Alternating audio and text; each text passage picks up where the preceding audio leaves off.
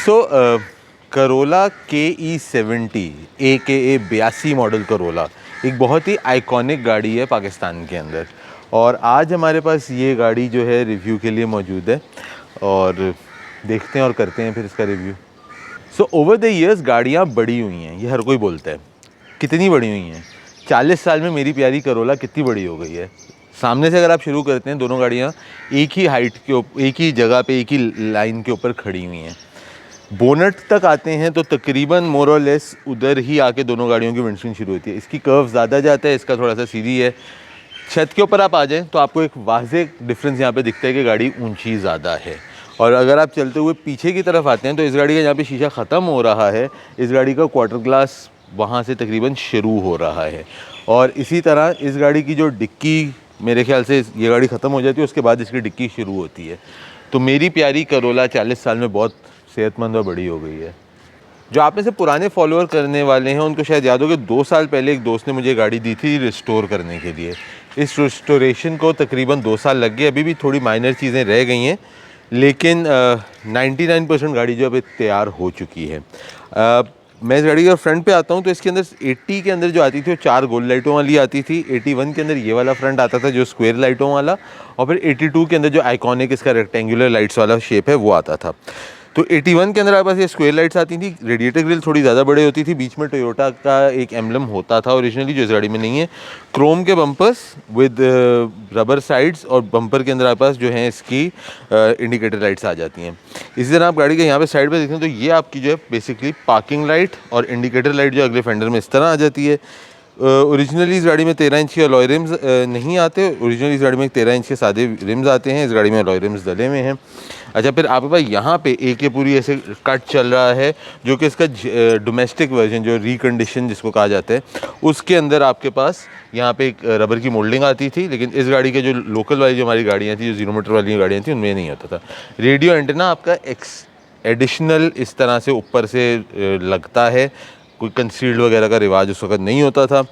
Chrome के door handles, Chrome का इस्तेमाल 80s में बहुत ज़्यादा होता था। ये क्रोम की स्ट्रिप चल रही है, क्रोम के डोर हैंडल्स चल रहे हैं। फिर आप अगर यहाँ पे देखें तो आपके पास एक ये छोटा वेंट दिया हुआ है जो कि स्टाइल ज़्यादा है, इस वेंट का कोई फंक्शनैलिटी इतनी नहीं है। राइट साइड के ऊपर आपके पास फ्यूल टैंक आता था जो कि चाबी से खुलने वाले, और कोई ऑटो नहीं है। इसी तरह आप गाड़ी के पीछे आते हैं तो 80 और 81 के अंदर ये पतली वाली टेल लाइट्स आती थी, 82 करोला की थोड़ी सी टेल लाइट्स चौड़ी हो गई थी। ये आपके पास एक अगेन क्रोम के बम्पर, नंबर प्लेट लाइट्स इस तरह से एडिशनल लगी हुई हैं। अगले बम्पर्स की तरह ही आपके पास पिछले बम्पर्स के साइडों पे रबर के पीसेस आ जाते हैं। डिक्की आप गाड़ी की खोल के देखें तो सामान इसके अंदर से काफ़ी पड़ा हुआ है, क्योंकि गाड़ी का भी जो मैंने सामान निकला है सारा वो गाड़ी की डिक्की में ही पड़ा हुआ है, वो भी साफ़ सफाई मांगती है। नीचे आपके पास प्रॉपर स्पेयर व्हील आता था। यहाँ पर डिक्की जो कि अपने टाइम के हिसाब से काफ़ी डिसेंट साइज़ की डिक्की तस्वुर की जाती थी। गाड़ी के आप अंदर आ जाते हैं तो एक बहुत ही सिंपल और मिनिमलिस्टिक किस्म का इसका इंटीरियर है। Speedometer, fuel gauge, temperature gauge, 3 चीज़ें आती हैं। और इसका जब आप स्विच ऑन करते हैं तो ये 3 लाइटें हैं जो आपकी आती हैं, ऑयल, ब्रेक और इंजन जो बैटरी की आपकी लाइट है। कोई चेक इंजन वगैरह की लाइटें इसमें नहीं आती हैं। फिर steering again a very simple minimalistic steering, जिसे दोनों साइड में हॉर्न के बटन दिए हुए हैं। मर्सिडीज़ ने स्टीयरिंग मेरे ख्याल से 2014 में लेकर आए थे, जो सीधा सा एक स्टीयरिंग होता था। टोयोटा 40 साल पहले ला चुकी थी। हेडलाइट्स, वाइपर, हैज़र्ड्स का बटन इस तरह ऊपर दिया हुआ है। ये आपका डैशबोर्ड में रेडियो की जगह आ जाती है, जो कि रेडियो अगर आप नीचे देखें इसका ओरिजिनल वाला रेडियो मेरे पास पड़ा हुआ है, जो कि इसको भी फिट होना है। ये दो आपके पास ऐसे खाली स्पेसेस आ गए। कुछ मॉडल्स के अंदर शायद एसी के कंट्रोल से, यहाँ पे अगर आप एसी लगे तो वो आ जाएगा। डैशबोर्ड इसके अंदर कवर्ड नहीं आता था, जो पासो 2012-13 में आया था, उसी तरह से इसके अंदर एक खुला डैशबोर्ड आता था। और यहाँ पे आपके पास ऊपर कुछ रखने के लिए जगह आ गई। अच्छा, फिर आपके सन वाइजर्स में, अगर आप इस वाले सन वाइजर में देखते हैं तो ये हमने अभी चूँकि इसको आफ्टर मार्केट काम किया है, तो यहाँ पे आपके पास फिर भी एक वैनिटी मिरर लग गया। ओरिजिनली इसमें कोई वैनिटी मिरर्स नहीं आते थे।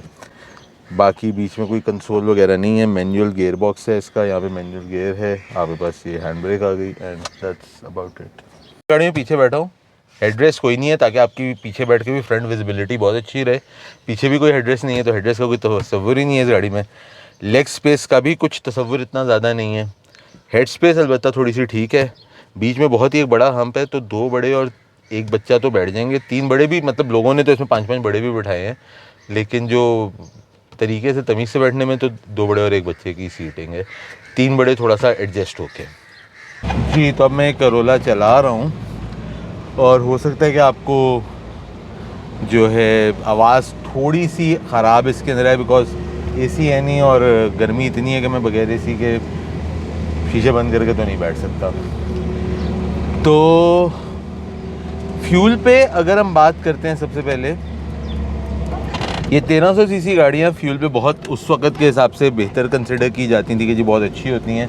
इतनी भी अच्छी अब आज के ज़माने में अगर आप देखोगे तो नहीं है, मतलब 8-9 टाइप की एवरेज देती हैं। आजकल गाड़ियाँ चूँकि बहुत ज़्यादा बहुत बेहतर हो चुकी हैं फ्यूल के ऊपर, तो ये गाड़ी आपको उस तरह से इतनी अच्छी फ्यूल पे नहीं महसूस होगी। उसके बाद अगर आप बात करते हो इस गाड़ी की विजिबिलिटी की, तो विजिबिलिटी इस गाड़ी की बहुत अच्छी है। अच्छा, रिस्टोर अभी मैंने पूरी गाड़ी की। अब इन गाड़ियों के जो पार्ट्स हैं ना, वो थोड़ा सा मिलने में, चूँकि इतना पुराना जनरेशन हो गया तो इसके पार्ट्स थोड़ा सा मिलने में तंग करते हैं। एंड अगर आप मुझसे रिस्टोरेशन की पूरी कॉस्ट की बात करोगे तो 5-5.5 लाख रुपए के दरमियान में गाड़ी कॉस्ट आई थी जब 2 साल पहले शुरू किया था विद एन इंजन रीबिल्ड।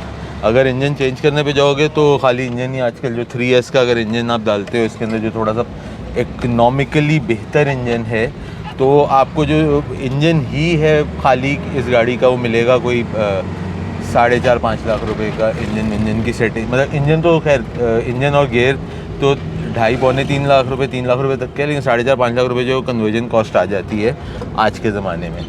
तो कमर्शियली तो वाइबल ये चीज़ें आप नहीं हैं, क्योंकि ऑब्वियसली अगर आप ये गाड़ी, मैंने इस पर 5 लाख रुपए खर्च करके आप इसको बेचने भी जाओगे तो ये गाड़ी के क्या मिलेंगे, 3-4 लाख रुपए मिल जाएंगे, बहुत से बहुत होगा, उससे ज़्यादा नहीं मिलेंगे। लेकिन जिसके लिए गाड़ी रिस्टोर की, उन दोस्त की कुछ सेंटिमेंटल वैल्यूज़ थी इस गाड़ी के साथ, जिसकी वजह से इस गाड़ी को रिस्टोर किया गया, तो it made sense for him to restore this car.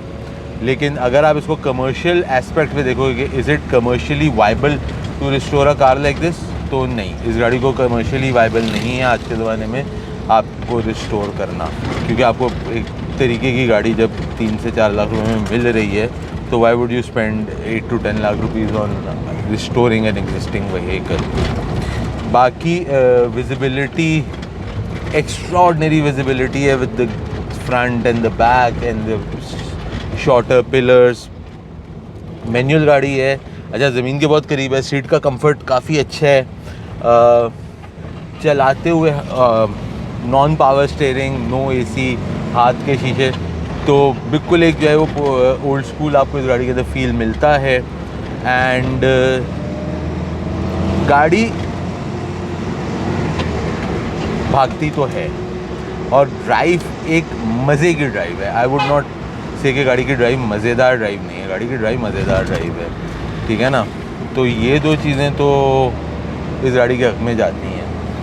उसके अलावा आई गेस यही है इस वक्त इस गाड़ी के लिए टेस्ट ड्राइव से रिलेटेड। तो ये हमारा रिव्यू था इस टोयोटा करोला का। उम्मीद करता हूँ आप लोगों को पसंद आया होगा। कमेंट्स में ज़रूर बताइएगा कैसा लगा। अपना और अपने घर वालों का ख्याल रखिएगा।